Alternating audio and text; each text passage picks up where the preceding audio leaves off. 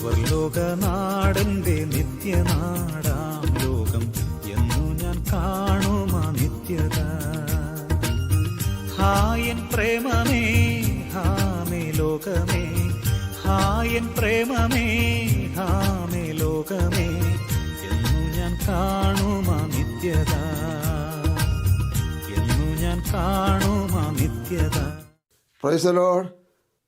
Grace മിനിസ്ട്രീസിൻ്റെ സ്വാതന്ത്ര്യ സന്ദേശം എന്ന ഞങ്ങളുടെ TV പ്രോഗ്രാമിലേക്ക് എല്ലാവരെയും സ്വാഗതം ചെയ്യുന്നു. എല്ലാവർക്കും, ഞങ്ങളുടെ ശ്രോതാക്കളായ എല്ലാ സഹോദരങ്ങൾക്കും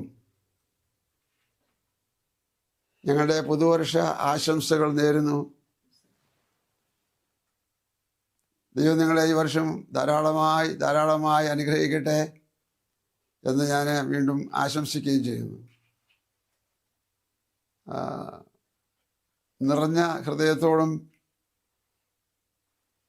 സന്തോഷത്തിൻ്റെ ചിരിയോടും കൂടെ ഈ വർഷത്തിലേക്ക് നമുക്ക് പ്രവേശിക്കാൻ ദൈവം സംഗതി വരുത്തട്ടെ. ഈ വർഷം ആരംഭ മാസത്തിലെ ആരംഭ ആഴ്ചയിൽ ഞാൻ നിങ്ങളെ ഓർമ്മപ്പെടുത്തുന്നത്, പുതുവർഷം ദൈവത്തോടൊപ്പം നമുക്ക് യാത്ര തുടരാം. മറക്കല്ലേ, പുതുവർഷം ദൈവത്തോടൊപ്പം നമുക്ക് നമ്മുടെ ജീവിതയാത്ര തുടരാം. അതിനുവേണ്ടി അപ്പോസ്തല പ്രവൃത്തി 2:25 നമുക്ക് വായിക്കാം. അപ്പോസ്തല പ്രവൃത്തി 2:25. ഞാൻ കർത്താവിനെ എപ്പോഴും എൻ്റെ മുമ്പിൽ കണ്ടിരിക്കുന്നു. ഞാൻ കർത്താവിനെ എപ്പോഴും എൻ്റെ മുമ്പിൽ കണ്ടിരിക്കുന്നു. അവൻ എൻ്റെ വലത്തുഭാഗത്ത് ഇരിക്കിയാൽ ഞാൻ കുലുങ്ങി പോകുകയില്ല. കർത്താവ് എൻ്റെ വലത്തുഭാഗത്തിരിക്കുന്നതുകൊണ്ട് ഞാൻ കുലുങ്ങി പോകുകയില്ല എന്ന് അപ്പോസ്തല പ്രവൃത്തി 2-ാം അധ്യായത്തിൽ നമ്മൾ വായിച്ചത് നമ്മുടെ ആദരണീയ പിതാവായിരുന്ന പത്രോസ് ശ്ലീഹ തൻ്റെ 1-ാം പ്രസംഗത്തിൽ, എന്ന് പറഞ്ഞാൽ യേശു സ്വർഗ്ഗാരോഹണം ചെയ്തതിന് ശേഷം താൻ പ്രസംഗിച്ച ആദ്യത്തെ പ്രസംഗത്തിൽ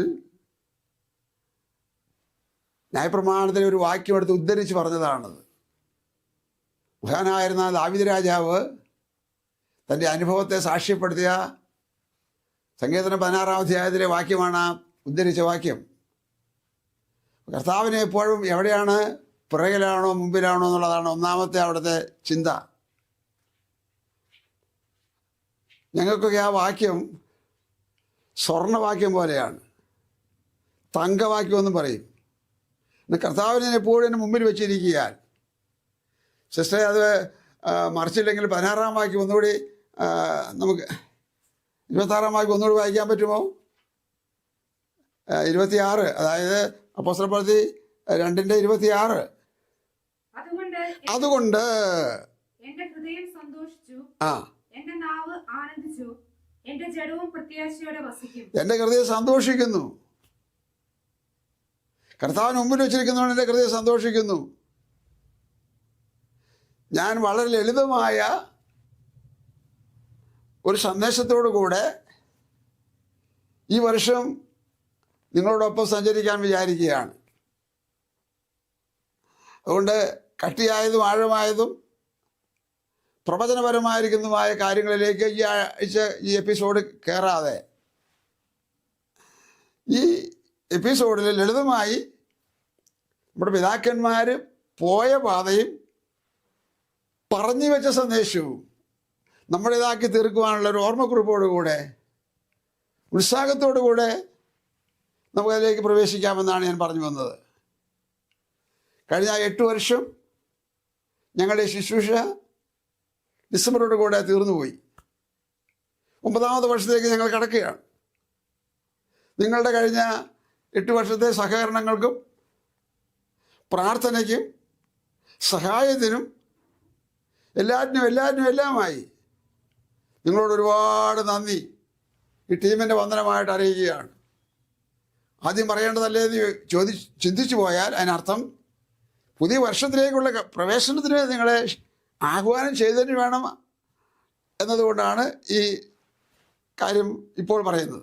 ശരി, അപ്പോൾ കർത്താവിന് മുമ്പിൽ വെച്ചിരിക്കുന്നു എന്ന് പറയുന്നു. കർത്താവിനെ മുമ്പിൽ നിർത്തിയിരിക്കുന്നു. അല്ലെങ്കിൽ എങ്ങനെയായിരിക്കും സാധിക്കുന്നത്? മത്തായി എഴുതിയ സുവിശേഷം 22:20 യേശു എന്താണ് ഈ മനുഷ്യരെക്കുറിച്ചും ലോകത്തെക്കുറിച്ചും തന്നെക്കുറിച്ചും പറഞ്ഞത്? മനുഷ്യരെക്കുറിച്ചും ലോകത്തെക്കുറിച്ചും തന്നെക്കുറിച്ചും എന്താണ് പറഞ്ഞത്? ഓക്കെ, അവിടെ 22:20 ഞാൻ നിങ്ങളോട് കൽപ്പിച്ചതൊക്കെയും പ്രമാണിപ്പാൻ തക്കവണ്ണം ഉപദേശിച്ചും കൊണ്ട് സകല ജാതികളെയും ശിഷ്യരാക്കിക്കൊള്ളുവിൻ. ഞാനോ ലോകാവസാനത്തോളം എല്ലാ നാളും നിങ്ങളോട് കൂടെയുണ്ട് എന്ന് അരുളിച്ചെയ്തു. ഞാൻ ലോകാവസാനത്തോളം, ഞായറാഴ്ച തോറും എന്നല്ല, നിങ്ങൾ പ്രാർത്ഥിക്കുമ്പോഴെന്നല്ല, ഏതെങ്കിലും പ്രത്യേക ദിവസങ്ങളിൽ നിന്നല്ല, എല്ലാ നാളും നിങ്ങളോട് കൂടിയിരിക്കും. എല്ലാ നാളും ഇരിക്കുന്ന ഒരു ദൈവത്തെയാണ് നമ്മൾ മുറുകെ പിടിക്കാനായി താല്പര്യപ്പെടുന്നത്. ഈ വർഷം ദൈവത്തോടു കൂടെയുള്ള യാത്രയാണ് താല്പര്യപ്പെടുന്നത്. കഴിഞ്ഞ വർഷങ്ങളിൽ ഉണ്ടായിരുന്നോ ഇല്ലയോ എന്നുള്ളതല്ല ഇവിടെ ചിന്താ വിഷയം. ഉണ്ടായിരുന്നവർക്ക് നല്ലത്. അത് വേണ്ടവണ്ണം അനുകരിക്കാൻ കഴിഞ്ഞില്ലെങ്കിൽ ഈ വർഷം നമുക്കൊരു പുത്തൻ അനുഭവത്തോടെ, ഒരു പുതുക്കത്തോടെ പ്രവേശിക്കാനാണ് ഞാൻ വരുന്നത്. ആവർത്തന പുസ്തകം 11:12 ഇതുപോലെ ഒരു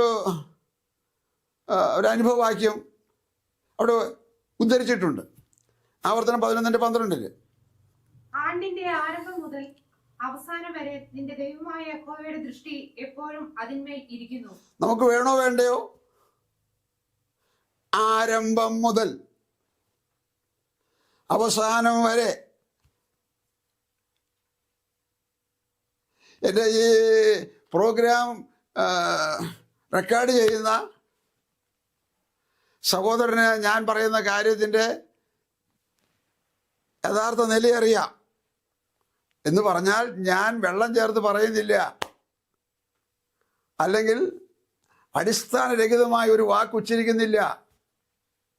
2025 ആരംഭം മുതൽ 2026 അവസാനം ആരംഭം വരെ, 25 അവസാനവും 26 ആരംഭത്തിലും കർത്താവ് ദൃഷ്ടി എൻ്റെ മേലുണ്ടായിരുന്നു, എൻ്റെ കുടുംബത്തിന് മേലുണ്ടായിരുന്നു. ഭൂതലത്തിൽ, ഭാരതത്തിൽ, കേരളത്തിൽ യൗവനക്കാരായ, വളരെ പ്രതീക്ഷയോടുകൂടെ വിദ്യാഭ്യാസം ചെയ്തവരായ, ജോലി നോക്കുന്നവരായ യുവാക്കളും യുവതികളുമായിട്ടുള്ളവർ പൊടുന്നനെ അപകട വഴി പ്രതീക്ഷിക്കാത്ത നേരത്തെ അവിചാരിതമായ കാരണങ്ങളാൽ മരിച്ച് മണ്ണടിഞ്ഞില്ലേ? അതുകൊണ്ടാണ് ഞാൻ പറഞ്ഞത്, എനിക്കും എൻ്റെ കുടുംബത്തിനും ഞങ്ങൾ ശരീരം കൊണ്ട് മെലിഞ്ഞാലും, പഴമക്കാർ പറയാറുള്ളത് പോലെ വണ്ണത്തിൽ കുറഞ്ഞാലും എണ്ണത്തിൽ കുറയാതെ വണ്ണം നിങ്ങൾ സൂക്ഷിച്ച ദൈവത്തിൻ്റെ മുമ്പിൽ ഇതാ ഈ വാക്യം നിങ്ങളുടെ മുമ്പിൽ ഉദ്ധരിച്ചു വയ്ക്കുന്നു. ആണ്ടിൻ്റെ ആരംഭം മുതൽ അവസാനം വരെ ദൈവമായ കർത്താവിൻ്റെ ദൃഷ്ടി ഞങ്ങളുടെ മേലുണ്ടായിരുന്നു, നിന്റെ മേലുണ്ടായിരിക്കും. അതിനുവേണ്ടി പ്രാർത്ഥിക്കത്രേ വേണ്ടത്. കർത്താവിനെ കൂടാതെ ഉള്ളൊരു വഴി വേണ്ട എന്ന് പറയാൻ ഞങ്ങൾ ഒരുക്കമാണെങ്കിൽ എൻ്റെ ശ്രോതാക്കൾ എത്ര പേര് തയ്യാറാവും? എനിക്കറിഞ്ഞുകൂടാ. ഞാൻ നിങ്ങളെ അതിനുവേണ്ടി അവിടെ വാക്കിൽ കെട്ടിയിടുന്നൊന്നുമില്ല. നിങ്ങൾക്ക് തീരുമാനമെടുക്കാം. നമ്മൾ വായിച്ചു വെച്ച വാക്യം തന്നെ ഞാൻ കർത്താവിനെ എപ്പോഴും എൻ്റെ മുമ്പിൽ നിർത്തിയിരിക്കുന്നു എന്ന് പറഞ്ഞുകൊണ്ടാണ്. അപ്പം അതുകൊണ്ട് പ്രിയരെ, ഈ വർഷം നമുക്ക് കർത്താവിന് മുമ്പിൽ വെച്ചുകൊണ്ട് നിർത്തിയാൽ പുസ്തകം 2:26 നമ്മൾ വായിച്ചു കഴിഞ്ഞതാണ്. ഇനി വായിക്കുന്നില്ല. 26 പറഞ്ഞത്, അതുകൊണ്ട് എൻ്റെ ഹൃദയം സന്തോഷിക്കും, എൻ്റെ മനസ്സ് ആനന്ദിക്കും. അവിടെ സാമ്പത്തിക പ്രശ്നം പറയുന്നില്ല, രോഗത്തിൻ്റെ പ്രശ്നം പറയുന്നില്ല, അവിടെ കുടുംബ കലഹങ്ങളുടെ ഭിന്നതയുടെ പ്രശ്നം പറയുന്നില്ല, അകത്തും പുറത്തും മനുഷ്യർ തമ്മിലുള്ള സംഘടന വിഷയം പറയുന്നില്ല. ഒരേ ഒരു കാര്യം, കർത്താവിൻ്റെ മുമ്പിലുള്ളതുകൊണ്ട് എൻ്റെ ഹൃദയം സന്തോഷിക്കും, എൻ്റെ മനസ്സ് ആനന്ദിക്കും. നൂറ്റാണ്ടുകൾ മുമ്പ് പറഞ്ഞ് പിതാക്കന്മാർ എടുത്ത് ഉദ്ധരിച്ച് അവർക്കത് തൃപ്തിയായി തോന്നിയതുകൊണ്ട്, അവരത് പാലിക്കുന്നത് കൊണ്ട് പറയാനുണ്ടായ ഒരു കാരണമാണത്, അനുഭവത്തിൽ നിന്ന് പറഞ്ഞ കാര്യമാണത്. ശരി, അപ്പോൾ നമുക്ക് ഇത്രയും കേട്ടതിൽ നിന്ന് ശ്രോതാക്കളോട് ഞാൻ നിങ്ങളുടെ ഒരു പിതാവിനെ പോലെ എന്ന് പറഞ്ഞാൽ അപ്പച്ചനെ പോലെ ദൈവസ്നേഹത്തിൽ, എൻ്റെ ഹൃദയത്തിലെ സന്തോഷത്തിൽ, എൻ്റെ ജീവിതത്തിലെ അനുഭവത്തിൽ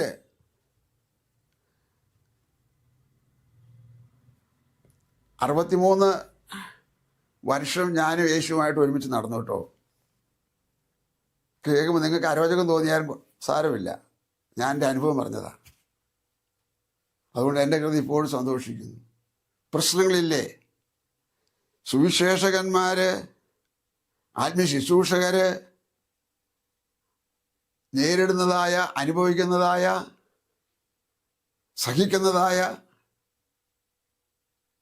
പ്രശ്നങ്ങൾ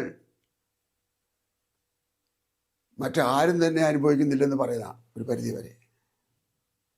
അത്രയും പ്രശ്നങ്ങളുടെ വേരിയേഷൻ ഞങ്ങൾക്കുണ്ട്. അപ്പോഴും ഞങ്ങൾക്ക് പറയാനുള്ളത്, ഞങ്ങളുടെ മുമ്പിൽ ദൈവമുണ്ട്. ദൈവം ഞങ്ങളെ നിയന്ത്രിക്കുന്നു, ദൈവം ഞങ്ങളെ സംരക്ഷിക്കും. ജീവിക്കുന്നെങ്കിൽ നിങ്ങൾ ദൈവത്തിനായിട്ട് ജീവിക്കുന്നു. അല്ല, മരണമാണോ? മരിക്കുന്ന നിങ്ങൾ ദൈവത്തിനായിട്ട് മരിക്കുന്നു. റോമാലേഖനത്തിൽ വാക്യമാണ് ഞാൻ പറയുന്നത്. ജീവിക്കുന്നെങ്കിലും മരിക്കുന്നെങ്കിൽ ദൈവത്തിനായിട്ട് തന്നെ. ഇടം വരെ നോക്കിയാൽ ദൈവത്തിൻ്റെ മുഖത്തേക്ക് നോക്കാൻ പറ്റത്തില്ല. മുമ്പും ശ്രദ്ധിച്ചാൽ ദൈവത്തിൻ്റെ പുറകെ നടക്കാൻ പറ്റത്തില്ല. ലോകത്തിൻ്റെ ധനാഗമ മാർഗങ്ങൾ, സുഖകരമായ കാര്യങ്ങൾ, ഉന്നതമായ വിഷയങ്ങൾ, ഇതോരോന്ന് നോക്കിയാൽ കർത്താവിൻ്റെ പിന്നാലെ പോകാൻ പറ്റത്തില്ല. സ്തോത്രം. അപ്പോസ്തലപ്രവൃത്തി 18-ാം അധ്യായത്തിൻ്റെ 9-10 വാക്യം ആദ്യം ഒന്ന് വായിച്ചേ. രാത്രിയിൽ കർത്താവ് ദർശനത്തിൽ പൗലോസിനോട്, ഇതൊന്ന് ശ്രദ്ധിക്കണേ. ശ്രദ്ധിക്കുന്നത് നിങ്ങൾക്ക് നല്ലതാണ്. രാത്രിയിൽ കർത്താവ് പൗലോസിനോട് ഒരു ദർശനത്തിൽ, നീ ഭയപ്പെടാതെ പ്രസംഗിക്കുക, മിണ്ടാതിരിക്കരുത്, ഞാൻ നിന്നോട് കൂടെ ഉണ്ട്, ആരും നിന്നെ കയ്യേറ്റം ചെയ്ത് ദോഷപ്പെടുത്തുകയില്ല. ആരും നിന്നെ കയ്യേറ്റം ചെയ്യുകയില്ല. കാരണം എന്താ? ഞാൻ നിന്നോട് കൂടെയുണ്ട്.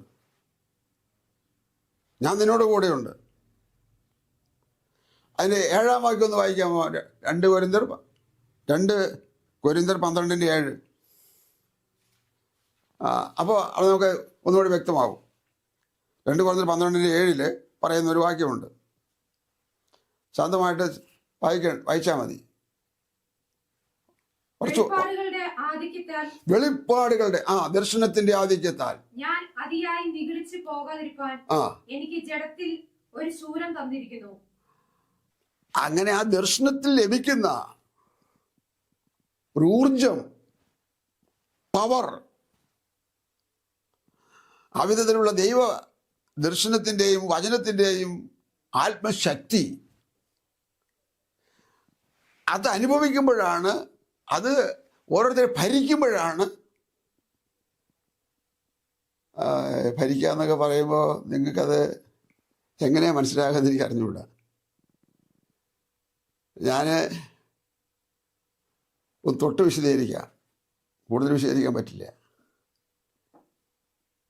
ഞാനിന്ന് ഈ സന്ദേശം ഈ ടി വിയിൽ കൂടെ നിങ്ങളോട് അറിയിക്കുമ്പോൾ എനിക്ക് നിങ്ങളോട് ദൈവസ്നേഹത്തിൽ അഭ്യർത്ഥിക്കാനുള്ളത്, ജാതി മത ഭേദമന്യേ, വർഗ വർണ്ണ വ്യത്യാസ ഭേദമന്യേ, സ്ത്രീ പുരുഷ വ്യത്യാസ ഭേദമന്യേ, പ്രായ വ്യത്യാസ ഭേദമന്യേ സകലരോടുമായിട്ടുള്ള പബ്ലിക്കിനോടാണ് ഞാൻ സംസാരിക്കുന്നത്. ഓക്കെ, അപ്പോൾ അങ്ങനെയുള്ള ആ പവർ, വചനത്തിൻ്റെ പവർ ശരീരത്തിൽ വരുമ്പോൾ രോഗത്തിനവിടെ സ്റ്റാൻഡില്ല. അതുപോലെ പ്രശ്നങ്ങൾക്ക്, പ്രതിസന്ധികൾക്ക്, പ്രയാസങ്ങൾക്കെല്ലാം അവിടെ വിരാമമിടും. ആ പവർ ജീവിക്കാനുള്ള ഒരു സറണ്ടറിങ് അഥവാ സമർപ്പണം, വചനത്തിനും ദൈവത്തിനും കീഴടങ്ങുന്ന ഒരു മനോഭാവം ഉണ്ടെങ്കിൽ ഇത് നിങ്ങൾക്കും സാധ്യമാണ്.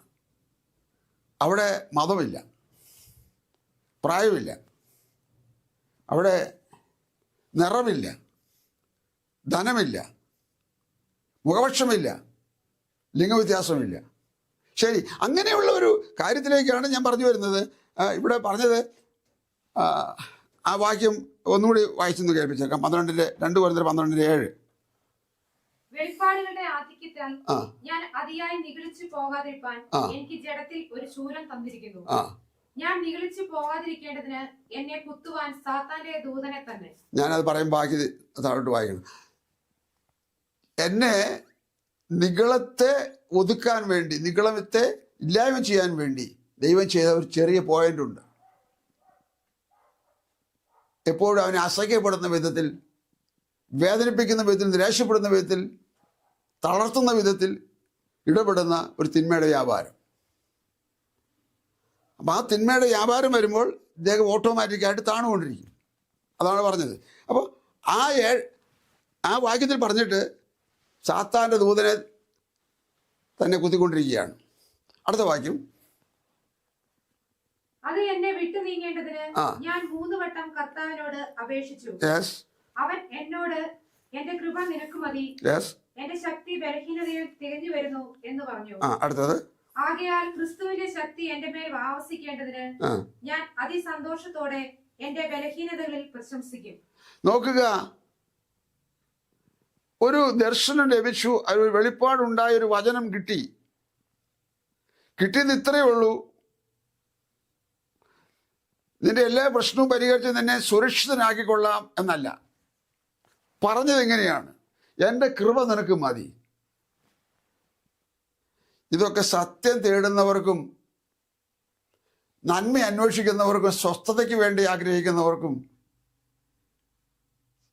ശവക്കുഴിക്ക് അപ്പുറമുള്ള ആത്മരക്ഷയെ തേടുന്നവർക്കും വേണ്ടിയുള്ളതാ. അതിന് മുഖപക്ഷമില്ല, ആർക്കും സാധ്യമാണ്, മതവ്യത്യാസവുമില്ല. ശരി, അപ്പോൾ ഇപ്പോൾ താൻ പറയുകയാണെങ്കിൽ അതിസന്തോഷത്തോടെ പ്രശംസിക്കുന്നു. എന്തിനാ? അവൻ്റെ ശക്തി എൻ്റെ മേൽ നിറഞ്ഞു വരും, തികഞ്ഞു വരുമല്ലോ. ഈ മുള്ളങ്ങ് എടുത്തു മാറ്റിയാൽ, ഈ രോഗത്തിനങ്ങ് സൗഖ്യം വരുത്തിയാൽ, ഈ പ്രശ്നത്തിനങ്ങ് പരിഹാരം വരുത്തിയാൽ എനിക്ക് സന്തോഷം ലഭിക്കുന്നില്ല. അന്നേരത്തേക്ക് ഉണ്ടായാലും പിന്നത്തേക്ക് ഉണ്ടാകത്തില്ല. എന്നാൽ ഇപ്പോഴോ അത് സ്ഥിരമായിട്ടുണ്ടായിക്കൊണ്ടേയിരിക്കും. അതുകൊണ്ട് പ്രാർത്ഥനയുടെ സ്വരം മാറ്റി, വ്യത്യാസം മാറ്റി. ഞാൻ 2-3 വട്ടം അപേക്ഷിച്ചു, അപ്പോഴാണ് അരുളപ്പാടുണ്ടായത്. ആ അരുളപ്പാട് ഞാൻ ഗ്രഹിച്ചപ്പോൾ പ്രാർത്ഥനയുടെ സ്വരം മാറ്റിയിട്ട് പറയുകയാണ്, അതിസന്തോഷത്തോടെ ഞാൻ കർത്താവിൽ പ്രശംസിക്കുന്നു. കാരണം ഞാനിങ്ങനെ ശക്തനായി തീരുവാൻ ഇതൊരു മുഖാന്തരമായി തീർന്നു. ഓരോ മുഖാന്തരങ്ങളും, പ്രിയരേ, രോഗമോ, കടമോ, ജോലിയില്ലായ്മയോ, ഞെരുക്കമോ, അങ്ങനെ ജീവിതത്തിൻ്റെ വഴികളിൽ ഉണ്ടാകാവുന്ന ചെറുതും വലുതുമായിരിക്കുന്ന ഓരോ പ്രശ്നങ്ങളും, ദൈവത്തിൽ വിശ്വസിക്കുന്ന, ആശ്രയിക്കുന്നവർക്കുണ്ടാകുന്ന പ്രശ്നങ്ങൾ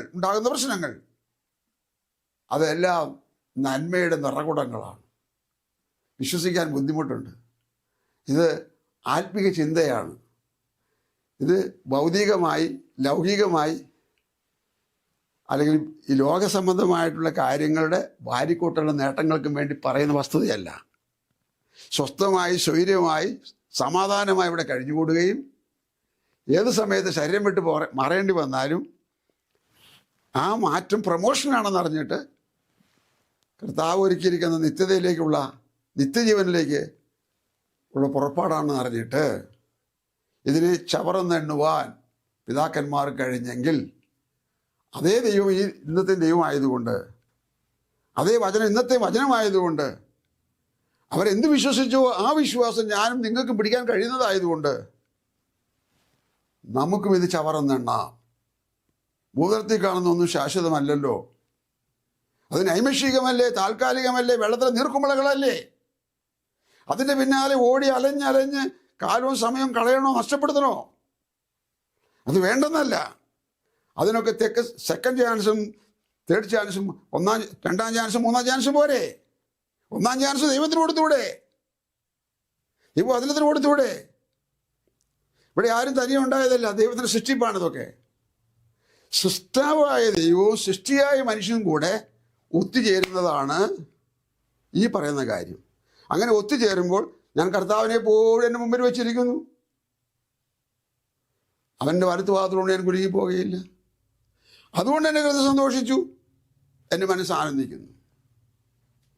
ഞാൻ നിർഭയമായി വസിക്കും എന്ന് പറഞ്ഞാൽ സ്വസ്ഥതയോടെ സമാധാനത്തോടെ സ്വൈര്യമായി വസിക്കും. അങ്ങനെ ഞാൻ ആ വാക്കുകളെ ചുരുക്കിയെടുക്കട്ടെ. പ്രവൃത്തിയുടെ പുസ്തകം 18-ാം അധ്യായത്തിൻ്റെ 10-ാമത്തെ വാക്യം ഒന്ന് വായിച്ചേ. 10-ാമത്തെ വാക്യം. ആരും നിന്നെ കയ്യേറ്റം ചെയ്ത് ദോഷപ്പെടുത്തുകയില്ല. ഈ പട്ടണത്തിൽ എനിക്ക് വളരെ ജനമുണ്ട് എന്ന് അരുളി ചെയ്തു. അടുത്തത്. അങ്ങനെ അവൻ ഒരാണ്ടും 6 മാസവും അവരുടെ ഇടയിൽ ദൈവവചനം ഉപദേശിച്ചുകൊണ്ട് താമസിച്ചു. 8-ാം വാക്യം വായിച്ചേ. പള്ളിപ്രമാണിയായ ക്രിസ്പോസ് തന്റെ സകല കുടുംബത്തോടും കൂടെ കർത്താവിൽ വിശ്വസിച്ചു. കൊരിന്ത്യരിൽ അനേകർ വചനം കേട്ട് വിശ്വസിച്ച് സ്നാനമേറ്റു.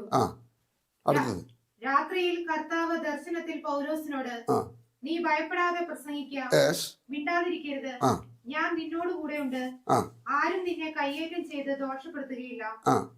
അടുത്തത് 11-ാം വാക്യം വരെ. 11. അങ്ങനെ അവൻ ഒരാണ്ടും 6 മാസവും അവരുടെ ഇടയിൽ ദൈവവചനം ഉപദേശിച്ചുകൊണ്ട് താമസിച്ചു. വിശ്വാസികളായ യേശുക്രിസ്തുവിൽ മാനസാന്തരപ്പെട്ടവരായ ദൈവമക്കളായിട്ടുള്ളവർ ആരെങ്കിലും കേൾക്കുന്നുണ്ടെങ്കിൽ അവരുടെ ആത്മധൈര്യത്തിനായി ഞാൻ ഓർമ്മപ്പെടുത്തട്ടെ, സ്വന്തം അനുഭവത്തോടും കൂടെ ചേർത്ത് ഓർമ്മപ്പെടുത്തട്ടെ. കൊരിന്ത്യ ദേശം വിട്ടു പോകുവാൻ പൗലോസ് തീരുമാനമെടുത്ത് കിടന്നുറങ്ങുന്ന നേരത്ത് ദർശനത്തിൽ കർത്താവ് അദ്ദേഹത്തിന് വെളിപ്പെട്ടിട്ട് പറഞ്ഞു, നീ ഇവിടം വിട്ടു പോകരുത്, നീ ഇവിടെ ഭയപ്പെടാതെ പ്രസംഗിക്കണം, ആരും കയ്യേറ്റം ചെയ്യത്തില്ല, ആരും ദോഷം ചെയ്യത്തില്ല.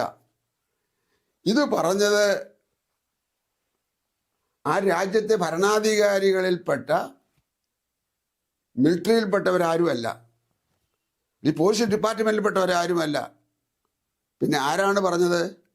മഹാദൈവമാണ് പറഞ്ഞത്. ആരും നിന്നെ ദോഷപ്പെടുത്തുകയില്ല, നീ ഭയപ്പെടാതെ പ്രസംഗിക്കണം. ഈ പട്ടണത്തിൽ എനിക്ക് വളരെ ജനമുണ്ട്, അവരിത് അറിയണം, അവരിത് കേൾക്കണം, അവരിത് മനസ്സിലാക്കട്ടെ. അനേകർ കേട്ടു, വിശ്വസിച്ചു, കർത്താവിലേക്ക് തിരിഞ്ഞു എന്നവിടെ വായിക്കുന്നു. അത് വിജാതീയരുടെ ദേശമായിരുന്നു, യഹൂദന്മാരുടെ ദേശമല്ലായിരുന്നു. അത് യഹൂദന്മാർ ഉള്ളവരെ ദേശം അങ്ങനെ അല്ലായിരുന്നു. ആ ദേശത്ത് പൗലോസ് 18 മാസം പ്രസംഗിച്ചു. 18 മാസം. അപ്പോൾ കർത്താവ് ചില സമയത്ത് ചില സ്ഥലത്തേക്ക് പോകുന്നതിന് തടയപ്പെടുകയും ചില സമയത്തേക്ക് അവിടെ നിൽക്കരുത്, അവിടെ നിന്ന് പോകണമെന്ന് പറഞ്ഞിരിക്കുകയും ചെയ്യുന്ന കാര്യം ബൈബിളിനകത്തുണ്ട്. ഈ 2 കാര്യങ്ങളോട് ബന്ധപ്പെട്ടെടുത്താൽ ഒന്ന് തടയുന്നു, ഒന്ന് നടത്തുന്നു. ബന്ധപ്പെട്ടെടുത്താൽ ഈ പുതിയ വർഷം എനിക്കും നിങ്ങൾക്കും ഇപ്രകാരം ദൈവശബ്ദത്തിന് കീഴടങ്ങുന്നവരായി തീരാനിടയാകട്ടെ, ദൈവത്തിന് വേണ്ടി വേർതിരിക്കപ്പെടാനിടയാകട്ടെ, ദൈവമായിട്ട് ഒന്നിച്ചു പോകുവാൻ മുഖാന്തരമാകട്ടെ. ഞാനോ ലോകാവസാനത്തോളം എല്ലാ നാളും എനിക്കതിനകത്ത് ആ വിസ്തൃതമായ വചനത്തിലെ വാക്യത്തിലെ ഭാഗം ഒറ്റ വാക്കാണ് എന്നെ 2025 അവസാനത്തിൽ ബലപ്പെടുത്തിയത്. എല്ലാ നാളും എന്നുള്ളതാണ്.